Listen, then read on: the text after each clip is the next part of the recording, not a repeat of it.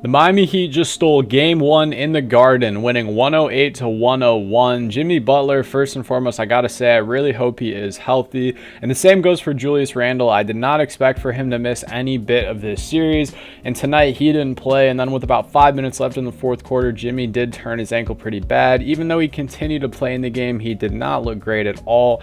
In those minutes, he was just kind of limping around and sitting in the corner. So I really do hope he gets healthy. And the same goes for Randle. We got a lot to discuss in this recap today, guys, but before we do, I do just want to say, if you are enjoying the content, please be sure to consider hitting that subscribe button, as we are on the road to 2,000 subscribers. Without further ado, let's get straight into this video talking about the Miami Heat and their win today. First and foremost, I got to get a lot of love to Gabe Vincent and Kyle Lowry. They have looked like, before the series and before the playoffs really, I was aware that Kyle Lowry was going to be the best pull-up shooter and maybe even shot creator from deep on this Heat team, but Gabe Vincent has done an amazing job of not only shooting off DHOs, but shooting off the screens and just shooting and making his own shot. He really is just becoming a great NBA player in front of our eyes, and that's amazing. Tonight he finished with 20 points, 5 assists, and he knocked down 5 triples. And Kyle Lowry had 18 points off the bench, along with 6 rebounds and 6 assists, and he knocked down 3 threes. The three-point shooting from the Miami Heat, obviously in that first round, we saw it was amazing. I mean, they torched the Bucks and shot 45%. Tonight, they only shot 33%, but they did end up getting this thing done, and I think a majority of that has to do with the Knicks and their terrible shooting performance from pretty much everywhere, whether that was the three-pointer or the free throw. Tonight, Jimmy Butler looked pretty solid, finished with 25 points and 11 rebounds. Other than that ankle injury, I'm really surprised that he played after that. I mean, I thought Spo would have taken him out, but after he hurt his injury, the Heat went on a little bit of a run, and I think it was like a 7-0 or 9-0 run, and they ended up putting this one away.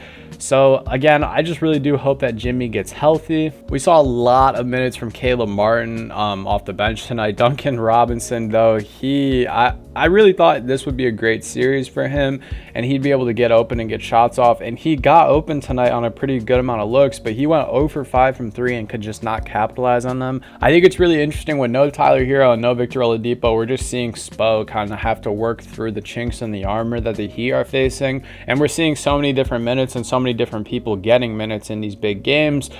Kevin Love tonight, 9 points, 5 assists, 5 rebounds, knocked down 2 3-pointers. He's started tonight and he only played 16 minutes, so it just really shows you that Eric Spoelstra is willing to play the hot hand and play who's great in that moment, and that's what really separates not only championship coaches but championship teams. I'm not saying the Heat can be a championship team. I mean, they very well could be, but you know, if there's no ego in that, if Kevin Love says, yeah, I started, but 2 people off the bench are going to play double the amount of minutes I did, I think that's absolutely amazing. It just shows the type of guy that Kevin Love is. Obviously he won a championship in Cleveland for being very unselfish, and obviously Bron and Kyrie had a big, portion to do with that. But you guys get my point. The Heat did a really good job tonight of just playing the game at their own pace. Like I said, though, this is kind of a weird game to talk about because we did not expect Julius Randle to not play, and we also didn't expect the Knicks to shoot 20% from 3. But other than that, I hope that Jimmy at least stays healthy for this Heat team with Tyler and Victor being out. It's just really, really terrible to see. And I hope that next game we can see Bam Adebayo be a little bit more aggressive. Tonight he was pretty efficient. He shot a little over 50% from the field, but he only finished with 16 points and 8 rebounds. I'm really hoping we can see that more funnel type of Bam play where he's taking those elbow jumpers, he's facilitating off the block, he's getting Jimmy Butler open when the defense is drawing into him. I think that's the best version of this Miami Heat team when Bam Adebayo isn't necessarily the focal point of the offense, but at least in the first half or first couple quarters when Jimmy Butler isn't necessarily trying to get the engine going too crazy, I would really love to see Bam Adebayo just come out overall and be more aggressive. As for this New York Knicks team, tonight was a very interesting night. It seems like they kind of went back into the old style of Thibs coaching, as almost all the starters other than Obi Toppin played over 40 minutes tonight, and maybe that has something to do with Julius Randle, not playing. But I would have liked to see some minutes from Miles McBride. With how Emmanuel Quickley was playing tonight, I would have maybe liked to see some Derrick Rose minutes. because Emmanuel quickly went 3 for 9 from the field and 1 for 4 from 3 and had a -4 on the box plus minus. But honestly, my biggest gripe with the New York Knicks tonight is when Jimmy Butler had that injury, which was clearly pretty severe.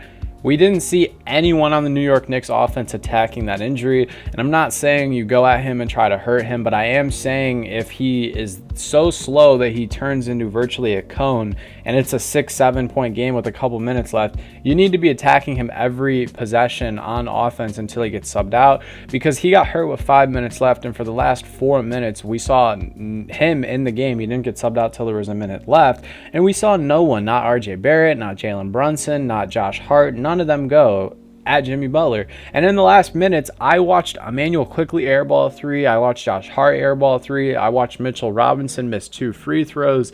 Just really not capitalizing on the moment, and that's okay. I mean, it's a really big moment for the Knicks, but overall, it wasn't a too terrible of a game. Mitchell Robinson continued to be great on the offensive glass, and just the glass overall, as he finished with 14 rebounds. 5 of those were offensive rebounds. Obi Toppin in the starting nod tonight did pretty good. Took a ton of 3-pointers. I was not expecting that. He shot 4 for 11 from downtown and finished with 18 points and 8 rebounds tonight in place of Julius Randle. So I guess that's kind of right up the alley with the volume that Julius Randle would be shooting. Tonight was a really great game from RJ Barrett. Other than downtown, he finished with 26 points, 7 assists, and 10 huge rebounds, along with a steal. He did turn the ball over a little bit. Him and Jalen Brunson combined for nearly 10 turnovers. They finished with 9 combined. And honestly, that's just something you cannot do in a playoff game, especially when the Heat had half the amount of turnovers as you on your home court. There was just a lot of sloppy plays on the New York Knicks side of things, and we didn't see nearly as productive a game from Josh Hart as we had the last couple of games in this series.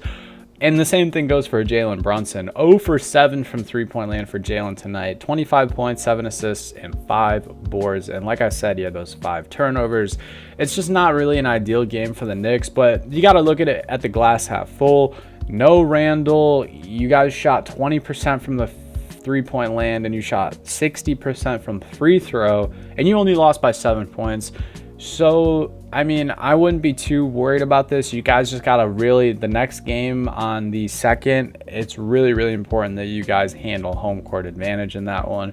Because if you let Miami Heat go up 2-0 going back to Miami, we saw what happened in the Bucks series. That's all I'm going to say. Not that the Heat went up 2-0, but they did steal that first game, and then they won in the 3rd game, and then in the 4th game, it was 3-1, and it just felt like it was almost an impossible feat. I mean, not many people have come back from 3-1, and I don't think the Knicks want to be looking at a 2-0 deficit going back to Miami. But what do you guys think? How are we feeling about this series going forward? I saw in my poll a lot of you guys had the Heat winning this one, and I guess that you were right. I didn't expect Randle not to play, but going forward, who do you guys got winning this series and why? Let me know in the comments below. If you made it this far, you know I appreciate your support as always. Hope you have a great rest of your day. Stay happy, healthy, and blessed. Peace.